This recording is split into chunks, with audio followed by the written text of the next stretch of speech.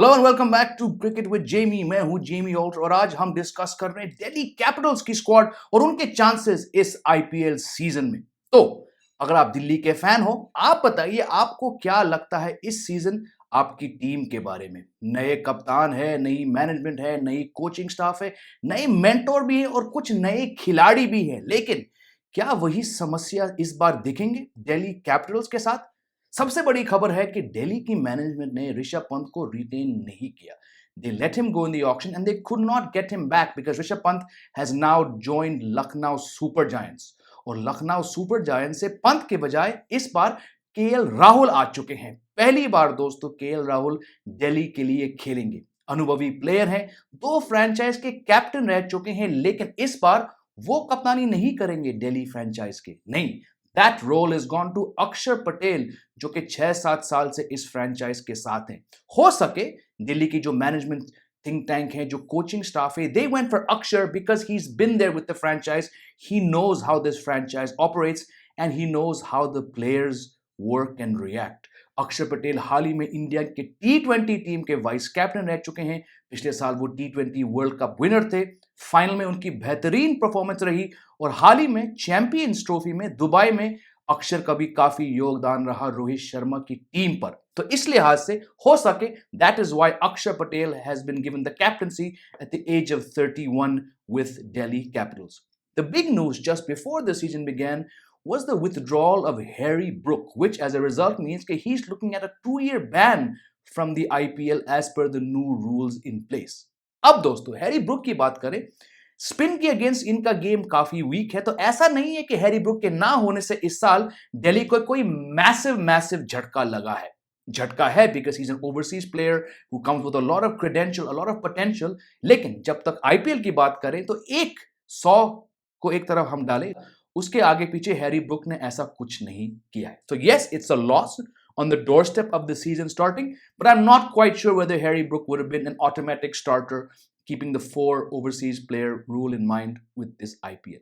ऊपर से केएल राहुल हो सके ओपनिंग करे, but he might also bat at number 3 because Jake Fraser McGurk ने काफी अच्छे परफॉर्मेंसेस दिए अपने पहले सीजन में दिल्ली कैपिटल्स के साथ लास्ट सीजन। हालांकि उनका फॉर्म ऑस्ट्रेलिया के लिए और बाकी लीग्स में काफी खराब रह चुका है हाल ही में, but I still think the Delhi management, given the faith they showed in Jake Fraser McGurk last year, will probably want him to open for at least the initial part of the season.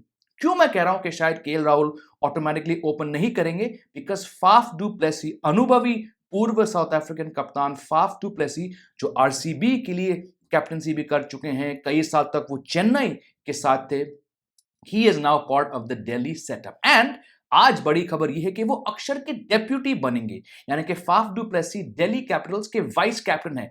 तो vice captain है, बहुत ही अनुभवी player हैं, तो जाहिर सी बात है कि वो अगर वो 11 में आएंगे तो जरूर वो ओपनिंग करेंगे। तो maybe just like we saw with RCB last year, Faf du Plessis is the impact player, यानी कि वो बैटिंग करेंगे और फिर वो बाहर बैठेंगे और उनकी जगह एक ओवरसीज फास्ट बॉलर आएंगे।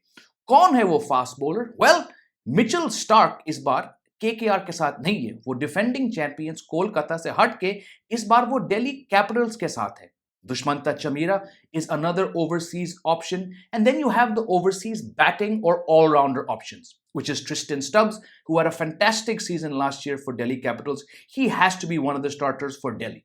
तो जहां पर दिल्ली कैपिटल्स के 4 ओवरसीज प्लेयर की बात करें, Mitchell Starc, Faf du Plessis, Tristan Stubbs and then Jake Fraser McGurk look like the 4 options as far as I'm concerned. Now, अब आते हैं मेरे हिसाब से सबसे बड़े मुद्दे पर जहां दिल्ली की बात रही। पेस बॉलिंग इनकी अच्छी है। I mentioned Stark, they have Dushmantha Chameera, they've lost Khalil Ahmed, who was a big player for them last year, but in his place they've gone for another left armer, T Natarajan, who comes from Sunrisers Hyderabad. Mukesh Kumar already squad के हिस्सा रह चुके हैं, इनके भी काफी अच्छे performances रह चुके हैं दिल्ली फ्रेंचाइज के लिए।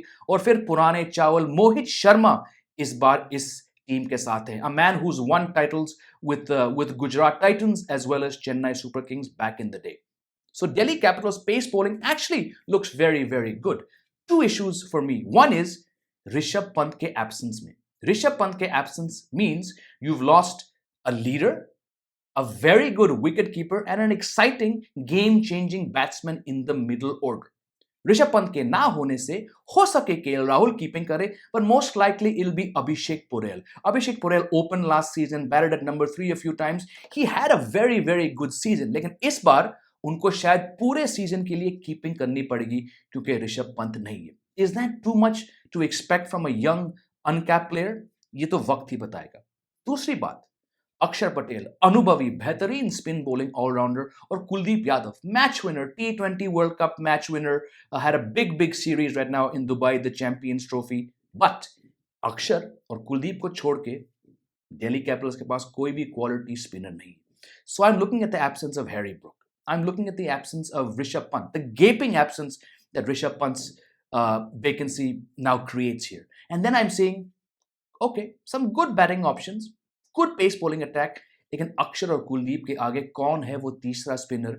खुदा ना खास्ता कुछ हो जाए, इन दोनों को इंजरी या इनका फॉर्म पे कुछ असर पड़े, who is going to step in case Akshar Patel और Kuldeep Yadav can not do the job for Delhi? They often struggled with the spin bowling department, और इस बार ऑक्शन पे not chasing another big quality Indian uncapped or overseas spinner might just come back to haunt Delhi Capitals. These are a few of the issues I personally have with the Delhi squad, and that's why दोस्तों मुझे लगता है I don't think they're going to be in the final four or in the playoffs. Capable है on paper, मेरा मानना है ऐसा कोई भी सीजन नहीं गया है पिछले 17 सालों में कि on paper दिल्ली डेयरडेविल्स हो या दिल्ली फ्रेंचाइज हो, इनके पास ऑन पेपर एक अच्छी स्क्वाड नहीं है. पर ना वीरेंद्र सहवाग की टीम, ना गौतम गंभीर की टीम, ना श्रेयस अय्यर की टीम और ना ऋषभ पंत की team. None of these big players, big Indian players, have ever managed to win the IPL with a Delhi franchise. So that's why I'm saying with this current squad, with a few issues, it's going to be a Herculean task, मेरे हिसाब से, for Delhi Capitals to get into the playoffs. Let's have a look at their schedule. Delhi will start off their season by playing at their home away from home, which is down south in Visakhapatnam. फिर ये कुछ away games खेलेंगे. फिर दोस्तों अप्रैल के महीने में ये finally Arun Jaitley stadium, also known popularly as the Kotla, ये वहां पर आएंगे, कुछ games खेलेंगे. Then again they go on the road. तो आप बताइए क्या लगता है, नए कप्तान के साथ, नए मेंटोर के साथ, केविन पीटरसन के साथ, कुछ नए प्लेयर्स के साथ, नए कोचिंग स्टाफ के साथ, क्या दिल्ली कैपिटल्स अंडर अक्षर पटेल इस साल प्लेऑफ्स तक जाएगी? और अगर वहां पहुंच गए तो क्या इस साल वो 17 साल के दर्द को, 17 साल के दुख को सक्सेस में ट्रांसलेट कर पाएगी? Let me know by commenting below and make sure you like, share and subscribe for a lot of IPL analysis, not just this week as we look to the IPL, but during the whole tournament right here on Cricket with Jamie.